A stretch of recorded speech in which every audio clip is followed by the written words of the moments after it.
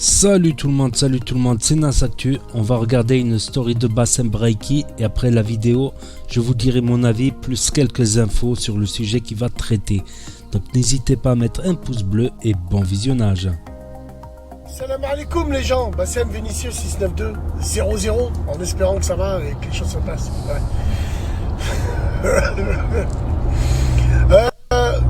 Sur internet, il y en a, c'est des têtes d'affiche suivies par du monde, et il y en a qui pensent l'être, comme cette fameuse crasseuse qui a que 2 cas, personne qui les suit et qui te dit me contacter en privé pour projet pro. Ouais, il y a des têtes d'affiche sur internet, et ces gens-là, comment est-ce que tu vois que c'est des hypocrites et qui pensent qu'à eux? Parce qu'ils savent entretenir leurs abonnés. On fait comment pour entretenir ses abonnés? C'est prendre position en fonction de ce que ses abonnés pensent. C'est-à-dire ne pas se mouiller. Et comment tu reconnais l'hypocrisie par rapport à la Palestine? Parce que le malheur des uns fait le bonheur des autres. Bien sûr, ça c'est connu, hein, c'est vieux comme le monde. Et tu reconnais comment? C'est que dans leur statut, tous ces chiens, quand ils parlent de la Palestine, ils parlent de leur position. Genre, moi, je suis outré, je suis contre. Pendant qu'il y en a d'autres qui ont des millions d'abonnés et eux ils disent, faites doua. Il faut y penser. Il n'y a jamais le moi-je. Donc tous les clochards, suceurs de buzz, à un tel point qu'on oublie même l'âme même de la chose, tous les suceurs du buzz de la Palestine, qu'Allah vous maudisse, et vous vous reconnaîtrez. Et il y en a beaucoup. Et plus que tu le crois. Et tiens, je vais même aller beaucoup plus loin. Il y en a, tellement c'est des suceurs de buzz pour la Palestine, qui d'habitude n'en parlent jamais, ils vont voir que tous les gens, tous les moutons du web vont prendre position, ils vont faire comme eux, et je vais dire encore mieux, genre un rappeur, il va faire une photo dans son studio d'enregistrement, Zahma, avec la Palestine, où il va faire un freestyle avec un t-shirt à Palestine. Un joueur de foot lambda bidon de national, ou de quand il va marquer un but, il va enlever son maillot, peut-être il y aura la Palestine en dessous. Un mec qui fait de la boxe à un faible niveau, ou du taekwondo, ou sport de combat, ou lui aussi, peut-être qu'il va mettre en scène des images où il y a la Palestine, ainsi de suite. Tout ça pour entretenir en premier leur vocation même qui n'est pas la Palestine. Souriez, vous êtes filmés les mecs, et vous êtes bien démasqués. Les mecs, les filles, c'est incroyable. Cette course à la surenchère. Moi, je pense que faut appeler les gens au partage à la doua. Faut pas appeler les gens en disant oh les gens, vous avez vu hein, moi je hein. Oh les gens, oh vous avez vu hein, moi je. Ah wallah barakallahu fik frère, wallah t'es un bon, wallah t'es un bon. J'ai honte, wallah j'ai honte. Ouais. En tout cas moi ici, je parle ici en France, je parle.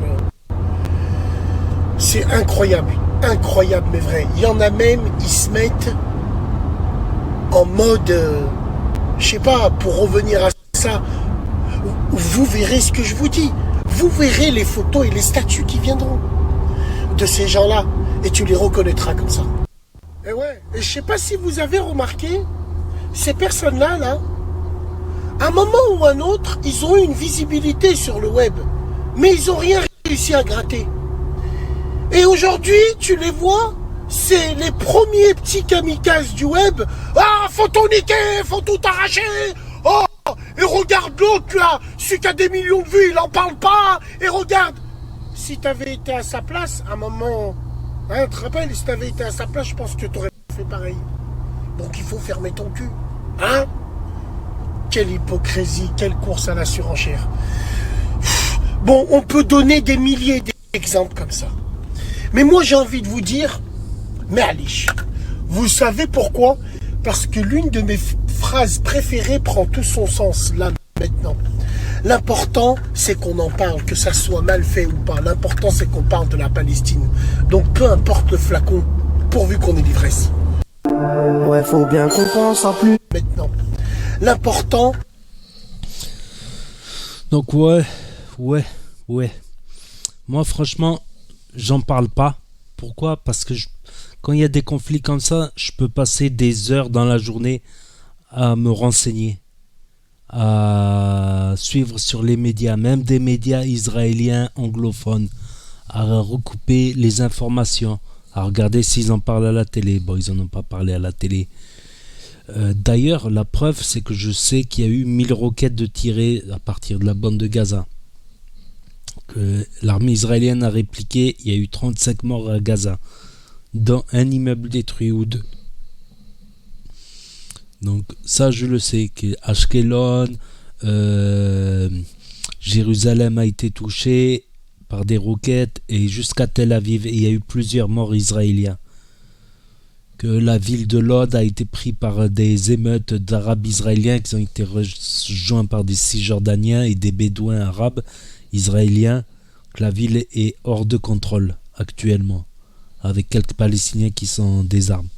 Donc je me renseigne, je regarde les vidéos. Aujourd'hui, même les Israéliens, ils filment quand il y a une roquette qui tombe et ils la diffusent. Donc ça se retrouve dans différents médias, et je regarde, je m'informe. Je m'informe parce qu'en parler, ça va changer quoi? À la limite, un petit travail d'information. Voilà, je vous explique à travers, à la suite de certains influenceurs qui parlent de ça, je vous explique. Voilà, ça a commencé par une incursion de l'armée israélienne sur l'esplanade des mosquées et sur la mosquée d'Al-Aqsa. Il y a plusieurs mosquées dans l'esplanade.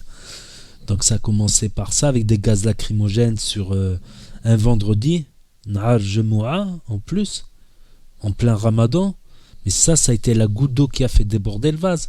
Quelques jours avant, des Palestiniens ont été expulsés de leur maison. Ça fait 3 semaines qu'il y a beaucoup d'expulsions d'Arabes. Ils mettent à la place des colons juifs.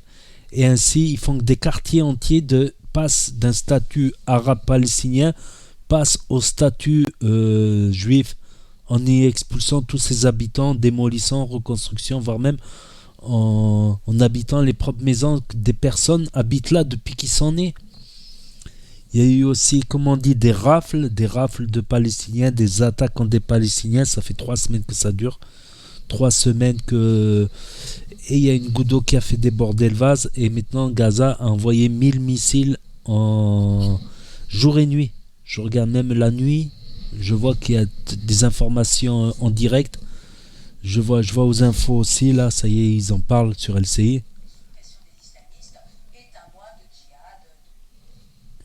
Bon, certains, ils vont dire n'importe quoi, que le Ramadan est un mois de combat. Sauf que là, c'est la fin du Ramadan. Comme je vous ai dit, il y a des choses qui se passent en Palestine. La colonisation de la Cisjordanie, qui s'amoindrit, construisent de nouvelles colonies en Cisjordanie qui devaient être un État indépendant, ainsi que la bande de Gaza. La bande de Gaza qui est toujours sous blocus. C'est-à-dire qu'ils ont les moyens, ils ont des donations à Gaza. Mais il y a le blocus qui leur interdit d'acheter pour le matériel de construction, parce que ça peut servir à construire les missiles. Ils peuvent pas pêcher jusqu'à une certaine distance. Ils ont un blocus. Il y a des choses, il y a des exactions côté israélien, et ça fait le tour du web, et ça énerve les gens tout simplement. Voilà, c'était juste pour vous dire. Voilà, si je vais traiter du sujet, je vais essayer d'en parler objectivement. Voilà, juste en disant les informations que je collecte. Voilà, je vous ai dit une partie des informations que j'ai collectées. Israël a bombardé Gaza. Gaza a bombardé le centre pétrolier d'Ashkelon, Tel Aviv, Ben Gurion, l'aéroport. Je crois même jusqu'à Beersheba, à la nuit du 11 au 12, en pleine nuit. Ils ont envoyé des centaines de missiles vers Beersheba et Tel Aviv. Donc il y a des systèmes anti-aériens, mais si Gaza envoie trop de missiles d'un coup, ça sature les défenses anti-aériennes. Voilà. Donc, il y a un conflit qui se qui se profile. Voilà, apparemment ils n'ont pas envie de cesser le feu pour l'instant. Ça risque d'être comme en 2014 où ça a duré 40 jours, 45 jours. En 2012, 2010 aussi ça a duré 30 jours. Comment ça s'appelle? En 2008 aussi, en 2006 aussi, ça avait été horrible en 2006, je me rappelle. La première intifada, je suis ça depuis que je suis jeune. La première intifada, juin 2000. Tout simplement, juin 2000. Etc. Les accords d'Oslo dans les années 80, 90, il y avait un espoir. Un espoir, voilà. Voilà, tout simplement. Donc, n'hésitez pas à me dire ce que vous en pensez, à mettre un pouce. Après, je m'en fous des influenceurs, des blabla, des blabla. Moi, je traite, je regarde vraiment l'actu, la vraie actu sur le terrain, parfois même en direct. Voilà, la vraie actu grâce à différents médias, même des médias israéliens qui rapportent des informations. Quand ils voient il y a une roquette qui tombe, c'est une roquette qui tombe. Et du côté des infos palestiniennes pour voir les tirs israéliens, tout ça, les cibles israéliennes, tout simplement. Alors les blabla des influenceurs, mais c'est mon... Voilà, ça m'amuse quand c'est de l'humour, tout ça, pour partager, pour réagir dessus, ou sur des débats futiles. Mais là, sur un sujet si important, en général, même pas j'aurais pris la peine d'en parler, j'aurais pris la peine de m'informer pour connaître la situation, pour voir l'évolution, tout simplement. Donc n'hésitez pas à me dire ce que vous en pensez, à mettre un pouce bleu, à vous abonner, à cliquer sur la cloche. Et je vous dis à très bientôt pour de nouvelles vidéos. Merci d'avoir regardé.